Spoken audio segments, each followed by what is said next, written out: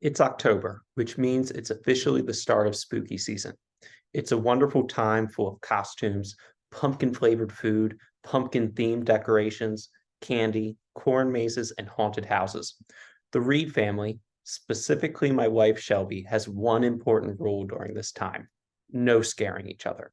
No jump scares, no pranks, no horror movies. Shelby hates being scared.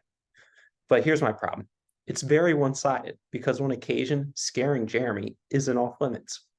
For example, bees kind of freak me out.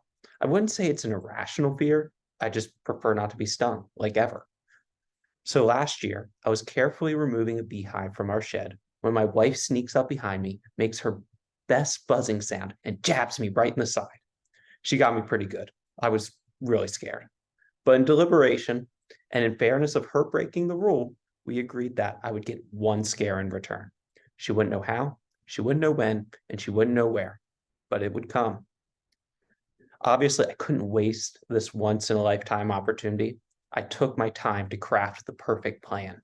But over the coming days, I realized the anticipation of the scare was taking a toll on Shelby, a toll likely worse than the scare itself. She would cautiously enter rooms and closets. She would always keep an eye on where I was and what I was doing. And considering her anxious state, I decided to show mercy and not retaliate.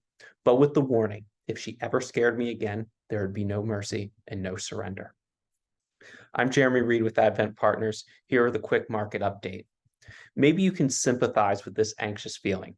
Markets got beat up last year, and we saw a small recovery to start the year. But you might have this sneaking suspicion in the back of your mind that the other shoe's going to drop and a market scare is right around the corner. Since January, the S&P 500 is up 13.5%, and the Dow Jones is up 2.5%. But there's a lot of conflicting opinions, and the combined headwinds of increasing bond yields, a rising dollar, and higher oil prices last month wiped out a third of the S&P 500 growth so far this year. On the other hand, the job market exceeded expectations by 90% when 336,000 jobs were added in the month of September. And it's hard to predict a recession when the labor market is so strong. I wish the crystal ball at Spirit Halloween was real and I could tell you what was going to happen at the end of this year, what it'll look like, and where your portfolio will be in a year. But we have gotten a reprieve from the volatility in 2023. But the reality is there's a strong chance of its return as uncertainty rises. But I'm also optimistic because the labor market is strong. The worst of inflation seems to be behind us. It may not be as quick as you or I hope, but the recovery will return.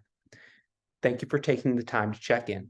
If you have any questions about your financial plan or investment strategy, please feel free to contact our office. We look forward to speaking with you.